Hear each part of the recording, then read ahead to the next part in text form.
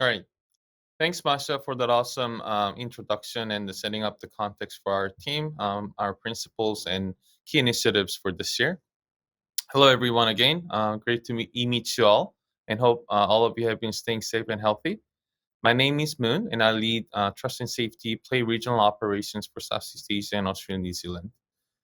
Truly an honor to present on behalf of my team today, and I hope this session helps you better understand the policies we introduced in April. With that, let's begin.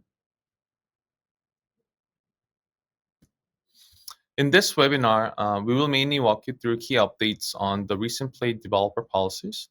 By now, most of you have already watched the April policy video from our Android YouTube channel. So we will also introduce some key reminders, deep dive, and dive deep into our store listing and promotions policy, and share some helpful resources that can help for a better app publishing experience on Google Play. And lastly, we will be hosting a Q&A session followed by this presentation. So please stay tuned until the end. All right, let's start off with the April policy update. I'm going to start off with the new policies first with the target API level and request install package.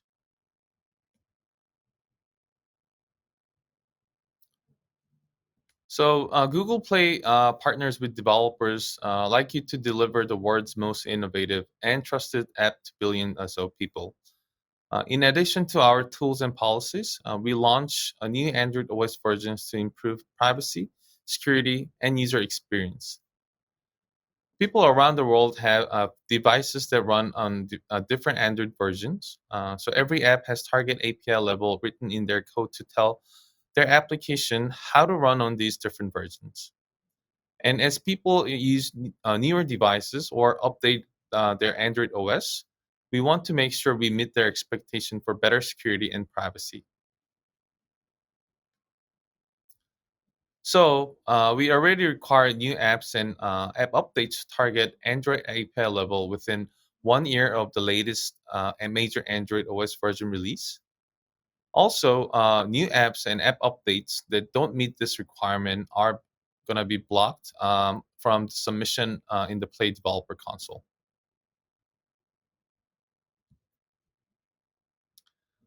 Today, we are launching a new policy to further protect users. Starting November 1st this year, existing apps need to target an API level within 2 years of the latest major Android OS version release in order for new users with devices running more recent versions of Android OS to discover or install those apps from Google Play. This means that if your app has a target API level that's older than the latest three Android OS versions, these new users will not be able to find or install your app from Google Play.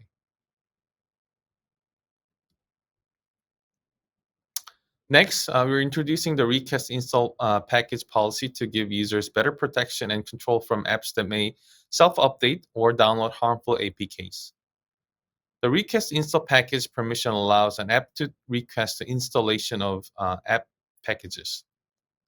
And in order to use this permission, the core functionality of your app must include first, sending or receiving app packages and enabling user initiated installation of app packages. And some of the examples of permitted functionalities are listed here. First, web browsing or search. Second, communication services that support attachments. Third, file sharing, transport, or management. And last, enterprise device management. Now, let's talk about our recent updates on news, user generated content, and accessibility policies. Starting with news, we're expanding the scope of this policy to cover more news apps that are currently falling outside of the policy. Before this change, the news policy was only covered those that declared as news in the Google Play console. Now, we're expanding the policy scope to also include news apps that list themselves under the news and magazine category in Play Store. and describe themselves as news in the app title, icon, developer name, or description. We're also updating the policy to allow one method of listed contact information instead of two, and to allow original publishers to omit listing authors for every single article. And please note that links to social media accounts are not sufficient forms of publisher contact information.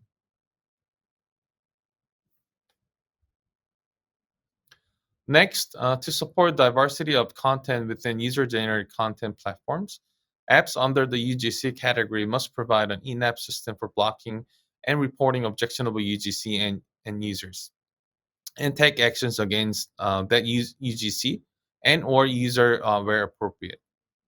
Also, developers that allow incidental sexual content on their platform need to implement stricter moderation mechanisms.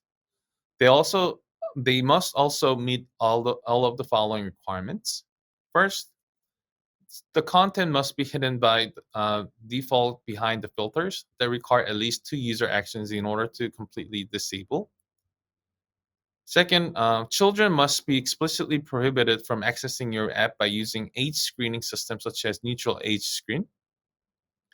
And last but not least, you must have provided accurate responses to the content rating questionnaires regarding user generated content. In addition, to provide more security protection for users, we are clarifying that accessibility API is not designed and cannot be requested for remote call audio recording. To use this API, your app must be a publicly declared in your app listing as an accessibility tool. Last but not least, we are also introducing additional requirements for developers offering personal loans in the Philippines. First, complete the personal loan app declaration for the Philippines and provide necessary documentation to support your declaration. Also, all financing and lending companies offering loans via online lending platforms or OLPs must first be in the PSEC list of lending companies and obtain a SEC registration number. And last, have a certificate of authority, which is CA number.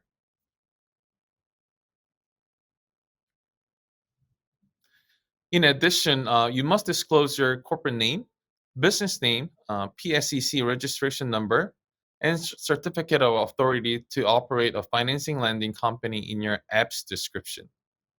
Lastly, apps engaged in lending based crowdfunding activities, such as peer to peer lending or defined under the rules of regulations governing crowdfunding, must process transactions through PSEC registered CF intermediaries. And for a full list of recent policy updates other than the ones that we've discussed today, please visit this link to find more about the details.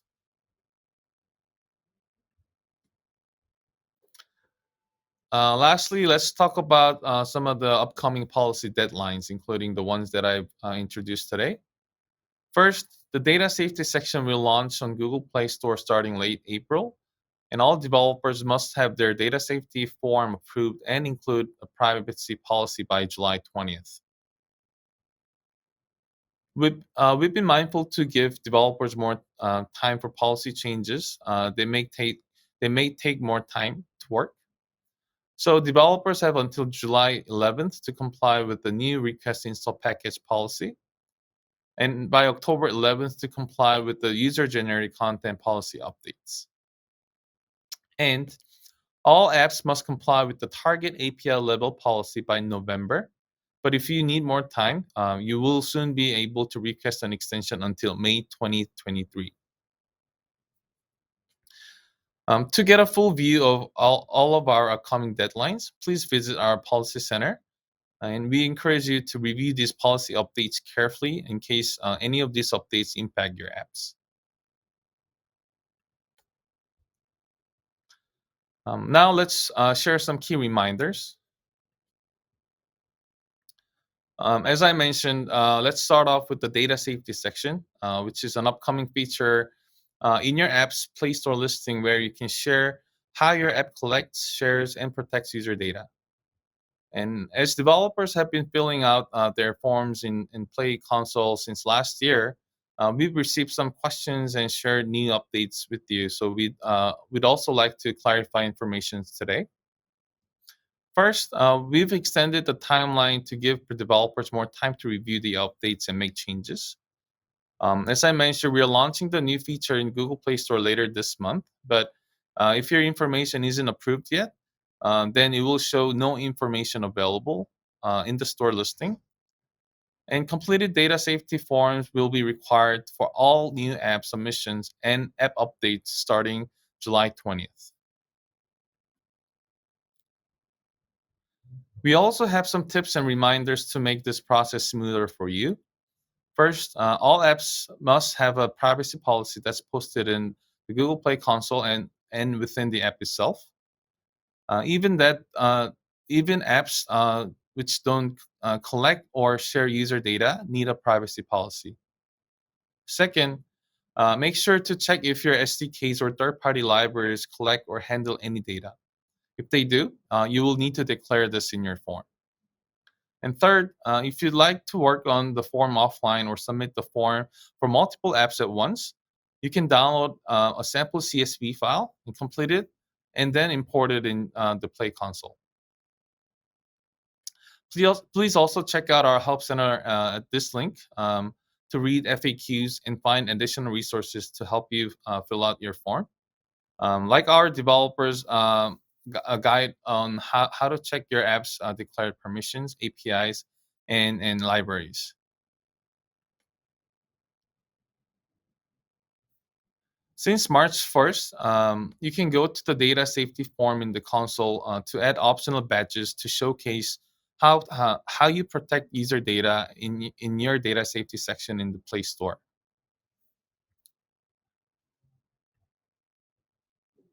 Um, if you are in our families program, you can choose to add this badge to show that you are committed to following our families policy.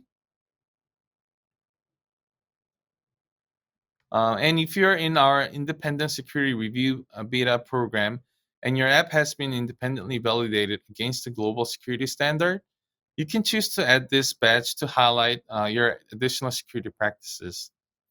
This optional program will expand to more developers in a couple months. And if your app doesn't share any data or doesn't collect any data from third parties, we will also highlight that for users here.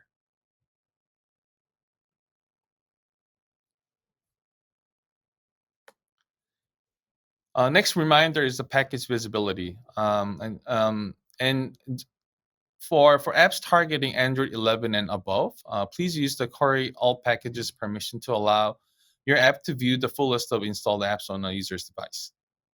Starting April 5th, if your app meets the policy requirements for the acceptable use of the Query All Packages permission, you will be required to declare this using the Query All Packages permission declarations in the Play console. This declaration requires first a description of the core feature in your app that requires the use of this permission, and second, a short video showing the core feature of your app that requires this permission. Also, apps that fail to meet the policy requirements or do not submit the permissions declaration form may be removed from the Google Play starting July 1st. So if your app does not require the use of Core All Packages permission, please remove the permission from your app manifest as soon as possible.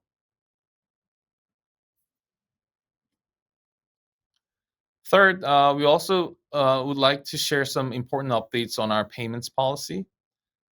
Based on developer feedback, we gave eligible developers the option to request an additional 6 months, so giving them a total of 18 months to bring their apps into compliance. We continue to work with the developers and partners to meet the evolving needs of our ecosystem. So, starting April 1st, Developers that requested and were approved for the extension for their app but are not compliant with the payments policy will not be able to submit app updates until they bring their app into compliance unless an update is needed to fix a critical security issue. Starting June 1st, 2022, any app that is still not compliant will be removed from the Play Store. If you wish to get more details about these updates, please visit this Policy Center link.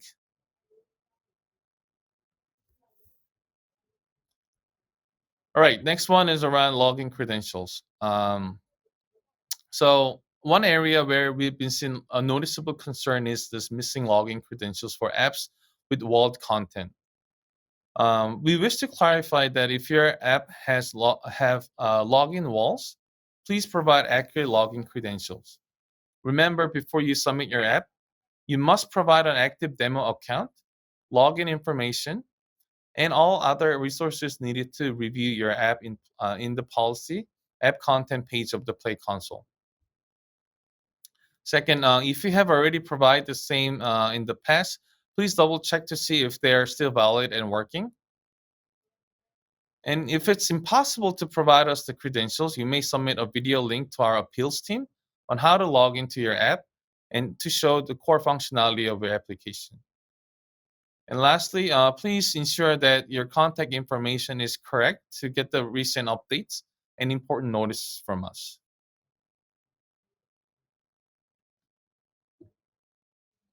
Lastly, we take the security of your information very seriously and take steps to keep it safe. As a friendly reminder, we want to share with you some helpful tips on how to protect your business from scammers who may try to impersonate Google Play. So, phishing is an attempt to steal personal information or break into online accounts using deceptive emails, message, ads, or sites that look similar to sites you already use. For example, a phishing email might look like it's from your bank and request private information about your bank account. So, these phishing messages or content may ask for personal or financial information, ask you to click links or download software, impersonate a reputable organization like your bank, social media site you use, or even your workplace. And impersonate someone you know, like a family member, friend, or coworker, and look exactly like a message from an organization or a person you trust. So please be aware you will only receive account support and policy update emails from an email that ends in at google.com.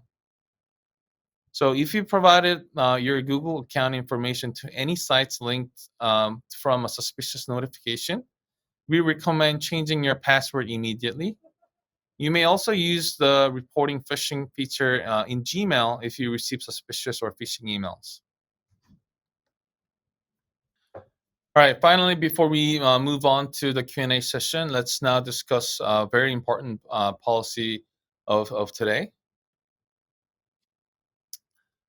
All right. Our policies are designed to deliver your app safely to billions of people worldwide. And all apps in Google Play Store are expected to follow developer program policies and developer distribution agreement. And based on our analysis of common violations by developers globally, we are going to focus on store listings and promotions policies such as metadata, user ratings, reviews, and installs, and app promotions. So these have been top common violations not only from 2021, but also for so many years. Because a lot of developers make mistakes on this in this section due to lack of knowledge. I've seen this policy violations not just from small, medium-sized developers, but also from a very globally big businesses as well. So please stay very focused and get to know more about the details of store listing policies today.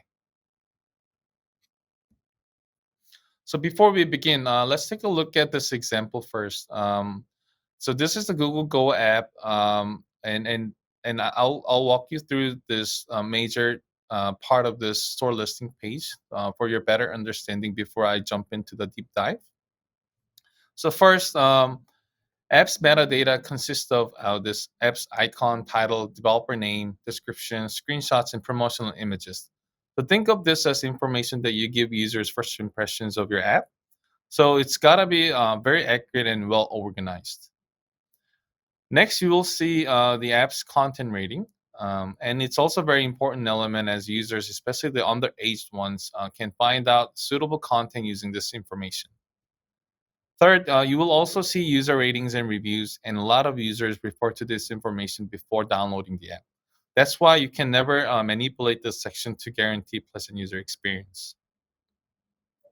So these elements give users more insight into the app and a better understanding of its current status. Since apps can change over time and often add or remove features. So these elements are meant to be trustworthy and a great way to share helpful information to assist users in finding great apps and games in the Play Store. All right, let's go over to next slides and see common violations of these store listing elements and how to avoid them.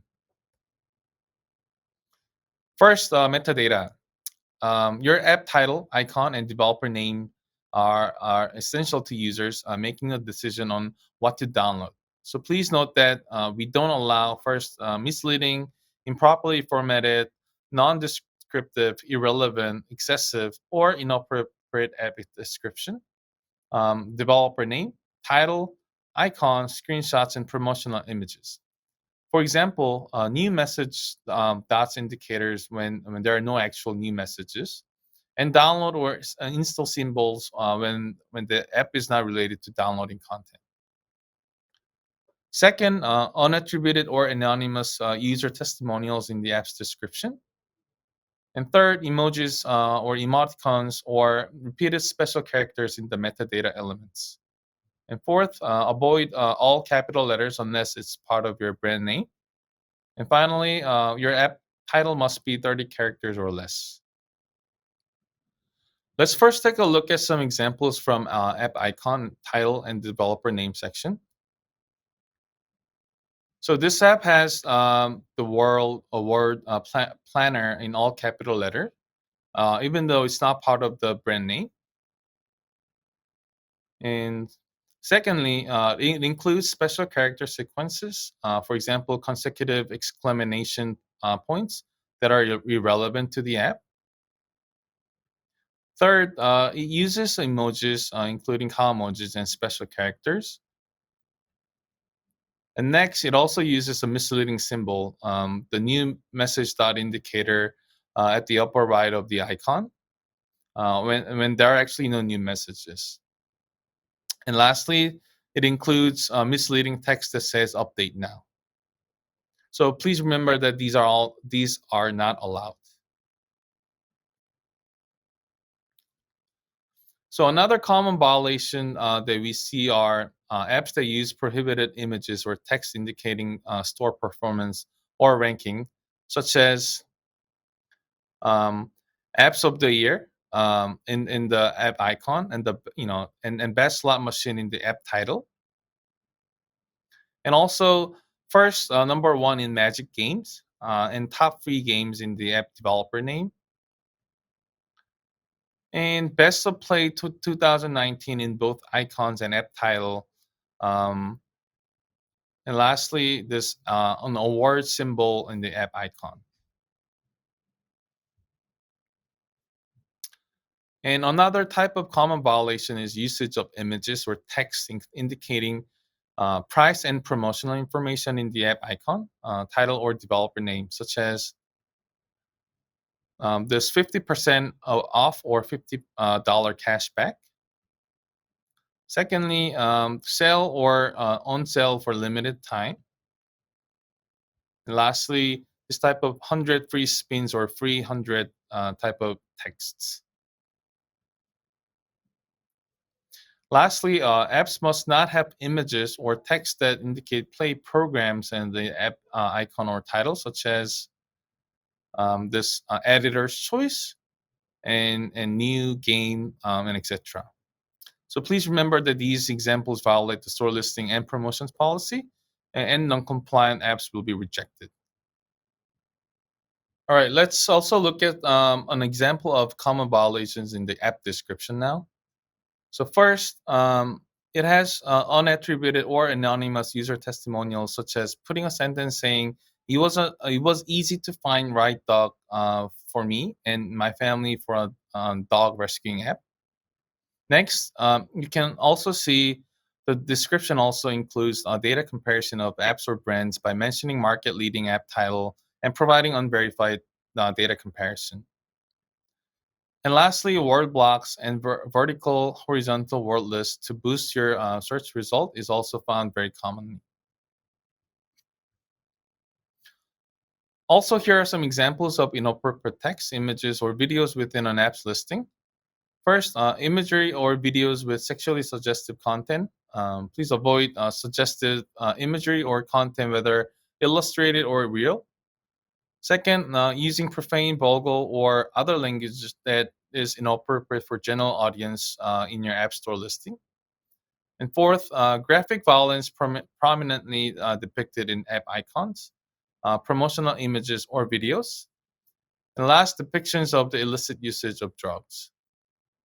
So please remember that even educational, documentary, scientific, or artistic content must be suitable for all audiences within the store listing because your app store listing can be viewed by anyone, including underage people.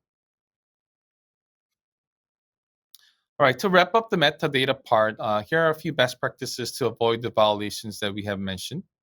First, highlight what's great about your application and share interesting, exciting facts about your app to help users understand what makes your app special. Second, make sure that your app's title and description accurately describe your app's functionality. And avoid using repetitive or unrelated keywords or references.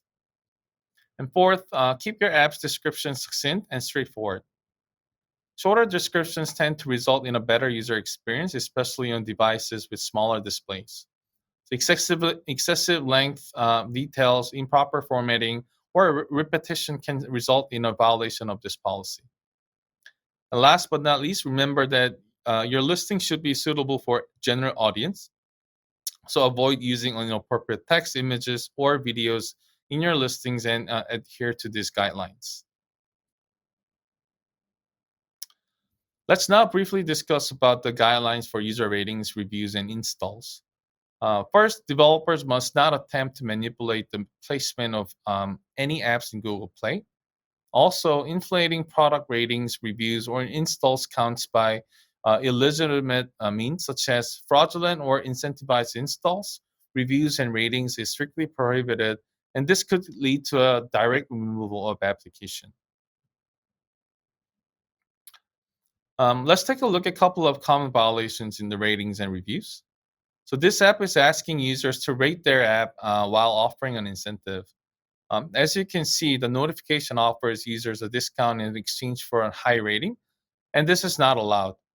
However, please note that asking for user ratings and reviews without providing any sort of incentive is allowed, and ratings and reviews are really important in various ways.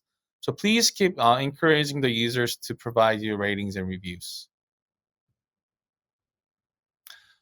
Another common violation is repeatedly submitting ratings to influence the app's placement on Google Play, and submitting or encouraging users to submit reviews containing inappropriate content, including affiliates, coupons, game codes, email addresses, or links to websites or other apps.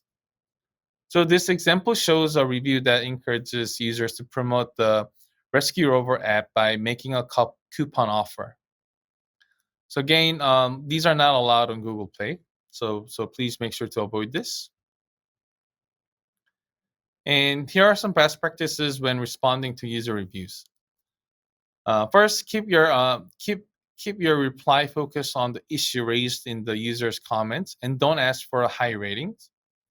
Second, include references to help resources such as support addresses or FAQ page. Again, ratings and reviews are benchmarks of your app quality, and users expect them to be authentic and relevant. So if this trust is broken, the user experience is significantly harmed, and we need to avoid that from happening.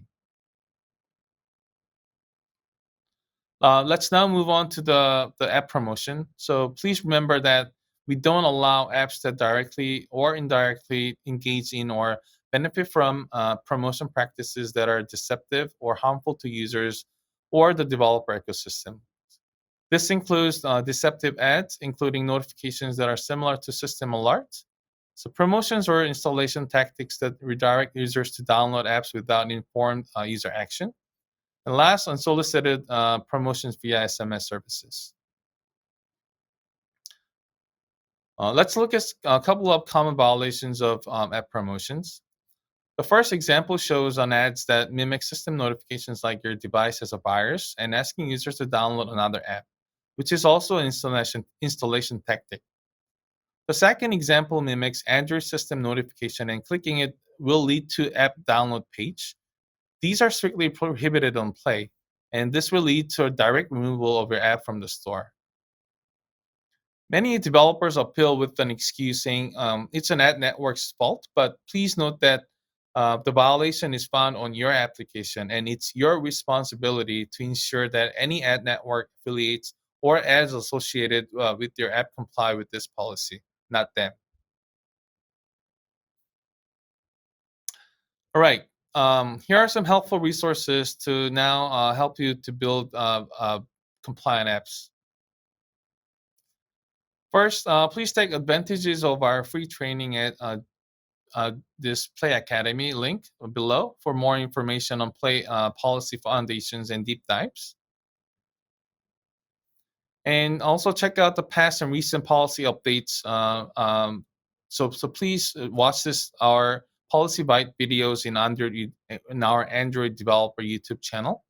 The PolicyBytes videos talk about in-depth explanation of the policies and illustrative examples of compliant and non-compliant screenshots and enforcement timelines as well. Last but not least, here are key resources that you might want to look into. And that's it for today. This was all the content we wish to share with you to bring you up to speed to these latest updates. Um, I hope you found it useful, and let's now move on to the Q&A part.